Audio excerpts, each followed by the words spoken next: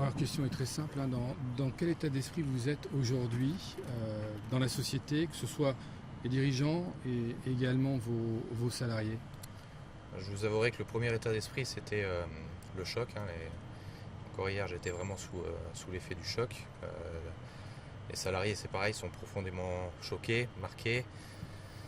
Là, au fur et à mesure des éléments qu'on apprend, on a de la sérénité qui nous envahit. Malgré tout, nos salariés sont un peu épuisés de la collaboration qui donne avec beaucoup de dévouement et absolument sans réserve au service de la brigade criminelle. C'est-à-dire qu'en ce moment, les heures qui ont précédé, ils ont été entendus. Ils sont une quinzaine, hein, c'est ça, à être entendus? Alors il y a de nombreuses personnes qui sont entendues. Nous on avait 12 salariés donc, qui étaient présents sur le chantier, qui naturellement ont été entendus à de nombreuses reprises en audition libre. Voilà. Qu'est-ce que vous pouvez nous dire aujourd'hui sur les conditions de ce chantier? Un chantier, je dirais pas classique puisqu'il s'agissait de Notre-Dame de Paris, mais un chantier qui s'effectuait tout à fait normalement.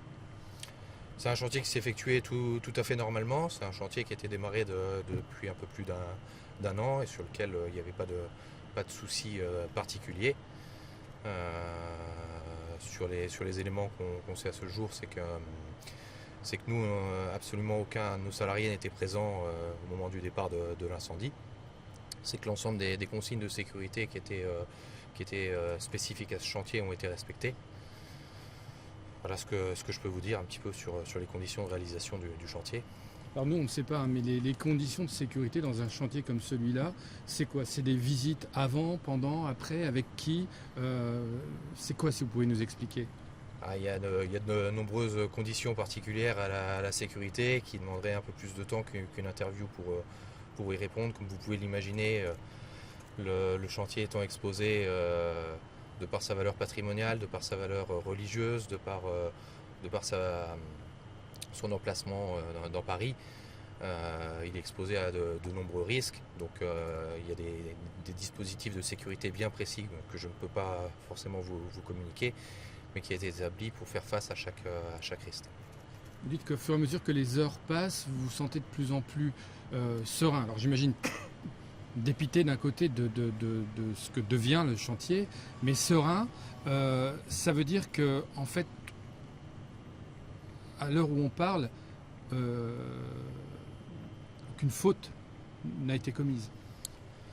À la première réaction, quand on reçoit un appel, qu'on quitte une réunion et puis, pour apprendre que la cathédrale Notre-Dame de Paris est en feu, c'est vrai qu'on est submergé d'émotions, tout se mélange et voilà, c'est complètement inqualifiable.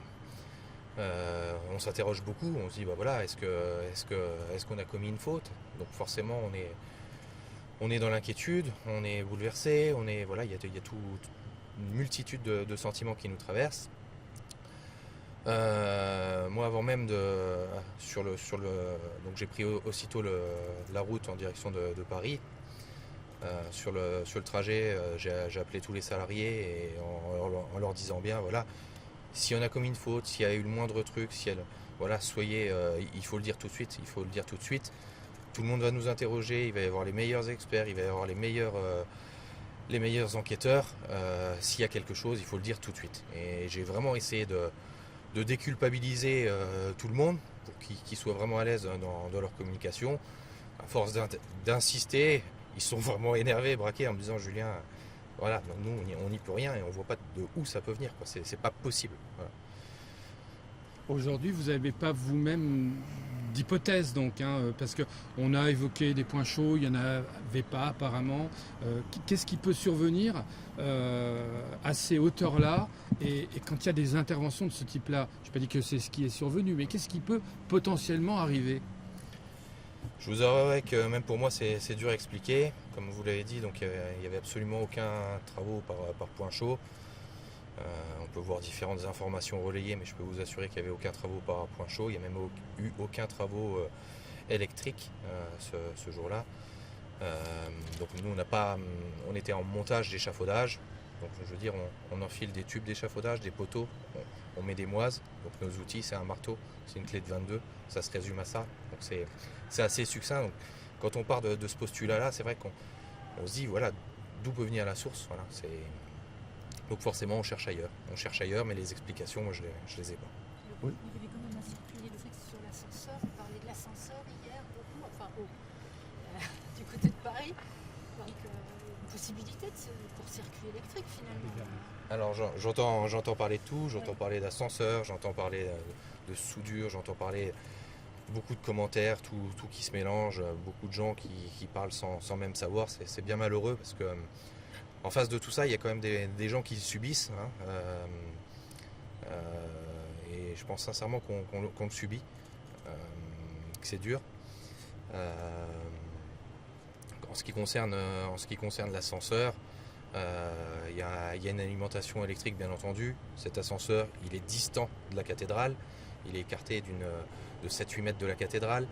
Il y a une alimentation électrique qui a fait l'objet d'un contrôle, etc., qui va par un bureau d'organisme agréé. Donc tout ça, toutes les procédures sont dans les normes. Donc, qu'est-ce que ça veut dire que vous avez respecté les règles de sécurité? Pour nous qui ne connaissons rien, c'est quoi des règles de sécurité sur un type de bâtiment comme celui-ci? Ça veut dire que ça veut dire quoi? On nous parlait de remettre les clés aux pompiers. Comment ça s'est déroulé par exemple le jour J et comment ça marche les étapes de respect des procédures de sécurité en fait? Ce sera la dernière question. Ah bon?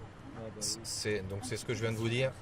La question est bien trop vague pour pouvoir répondre en quelques mots. Il y a de la sécurité sur l'incendie, mais naturellement c'est le sujet dont on parle aujourd'hui, mais il y a le sujet d'intrusion, hein, parce que le monument est extrêmement visité. Hein, il y a des défis qui se sont lancés régulièrement sur Notre-Dame, des grimpeurs hein, qui essayent toujours de grimper au sommet de la flèche, qui essayent de passer une nuit sur le monument pour avoir des photos au petit jour. Donc voilà, il y a plein de sujets de sécurité, c'est trop vague de répondre en quelques mots et ça serait pas sérieux de ma part. Une fois que les échafaudeurs descendent et ont terminé leur journée de travail et que le contrôle final est effectué dans la journée, il est impossible de remonter si c'est un endroit qui est surveillé? Rien n'est impossible. Voilà, il y a eu des intrusions, il y en a toujours eu sur Notre-Dame. Malgré l'ensemble des dispositifs de sécurité, c'est vrai qu'il y a des grimpeurs, il y a des gens qui se lancent des défis, qui sont capables de grimper sur des éléments qui n'ont aucune résistance. Malheureusement, ils se lancent le défi avec beaucoup d'inconscience. Voilà, c'est ce que je peux vous dire. Ce type de charpente ancienne, vous les connaissez bien, hein, pardon. Ce type de charpente ancienne, vous les connaissez bien. Qu'est-ce qu'on peut dire de ces infrastructures avec des chaînes qui ont plusieurs centaines d'années? Est-ce que c'est, alors j'allais dire oui maintenant, hautement inflammable, est-ce qu'un mégot peut suffire par exemple à embraser une telle structure? Voilà, c'est un des éléments qui suscite beaucoup d'étonnement, hein, parce que on est sur des charpentes en chaîne de sections considérables et vraiment exceptionnelles. Et c'est vrai qu'il faut une vraie source de chaleur pour réussir à enflammer ce type de section de bois. Et c'est vraiment le sujet qui pousse à s'interroger vraiment sur la source de ce drame. Vous avez accepté de participer notamment. Pardon, En question juste quand même, excuse-moi.